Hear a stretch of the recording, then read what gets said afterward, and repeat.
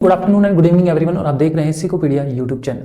तो चलिए स्टार्ट करते हैं। 11th क्लास के लिए ये बड़ा ही इंपॉर्टेंट क्वेश्चन है। 11th क्लास के जो फिजिक्स है उसमें ये एक यूनिक क्वेश्चन है, बड़ा ही लॉजिकल क्वेश्चन है। आप इसको ध्यान से देखिएगा और इस क्वेश्चन को करने की कोशिश करिएगा। पहले आप बोर्ड पे देखिएगा और समझिएगा।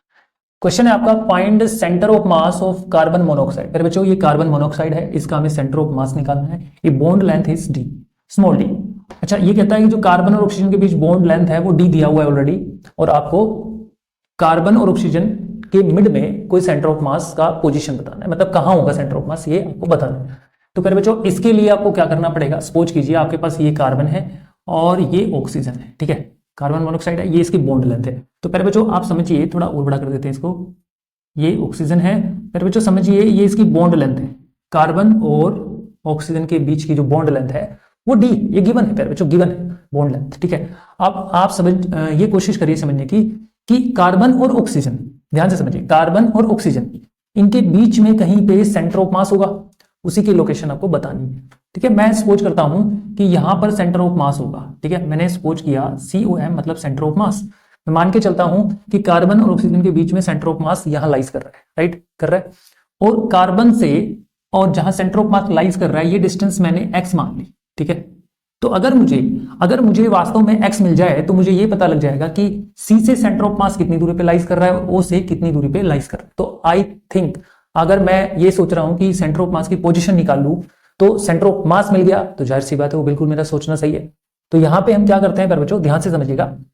आपको एक बात समझनी है कि जब भी सेंटर ऑफ मास आपको मिला या मान लिया आपने या मिल जाए, जैसे कि सेंटर ऑफ मास मैंने यहां देख लिया, अब आपको करना कुछ नहीं है। अब सबसे पहले देखना है कि कार्बन का मास क्या है।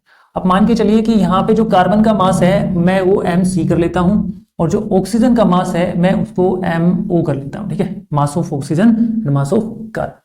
प्यारे बच्चों, आपको ध्यान रखना है कि आपको जब भी सेंटर ऑफ मास की पोजीशन निकालनी है या सेंटर ऑफ मास निकालना है तो एक बात का यहाँ पे खास तौर पे ध्यान रखना है।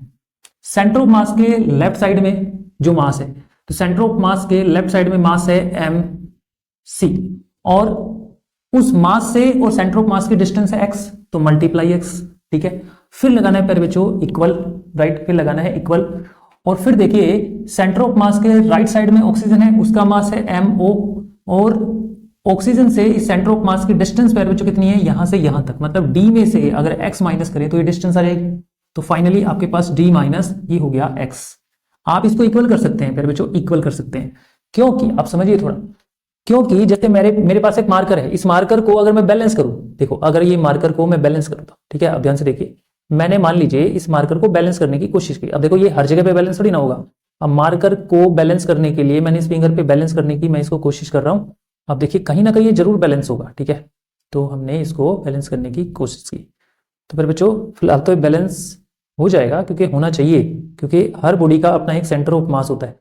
तो देखो प्यारे बच्चों ये यहाँ पे बैलेंस हो गया, तो प्यारे बच्चों इस पॉइंट पर ये बैलेंस हो रहा है। तो इसका मतलब ये क्या होता है, जिस पॉइंट पर ये बैलेंस हो रहा है तो लेफ्ट साइड में मास और राइट साइड में मास का जो रेशियो है वो इक्वल हो गया, या आप ये कह सकते हैं लेफ्ट साइड का मास और राइट साइड का मास जो है वो अपने आप में इक्वल हो गया, इसलिए सेंटर ऑफ मास पे कोई चीज जो है बैलेंस हो जाती है।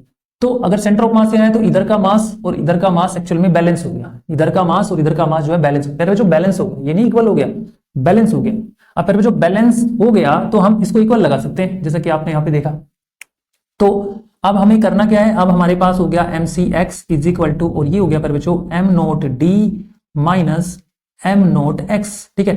अब एक्चुअल में हमें x निकालना है, ये पता करना है कि सेंटर ऑफ मास कहां लाइज कर रहा है। तो इसके लिए पर बच्चों क्या करेंगे, इसके लिए देखिए ध्यान से, यहां पे लिखेंगे MCX और ये आ जाएगा प्लस M0X, और फिर बच्चों ये बच गया M0 इंटू D, ठीक है। अब यहां पे देखिए x कॉमन है तो x कॉमन ले लेंगे, तो फिर बच्चों यहां हो जाएगा MC प्लस M0, और यहां हो जाएगा M0 इंटू D।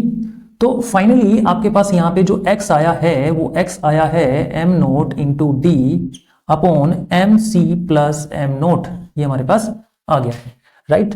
अब बच्चों हमें x तो मिला ही नहीं। अब आप सोच रहे हैं कि x एक्चुअल में ये x है क्या, कैसे पता करें कि ये सेंटर ऑफ मास यहाँ पे लाइज कर रहा है, x की वैल्यू है, तो x की वैल्यू तो हमारे पास आ गई। अब आप सोच के देखिए, अगर हम ऑक्सीजन के मास की बात करें तो ऑक्सीजन का मास कितना होता है बच्चों, 16 होता है, राइट, 16 होता है। और अगर प्यारे बच्चों कार्बन के मास की बात करें तो कार्बन का मास कितना होता है, 12 होता है, राइट, 12 होता है, राइट।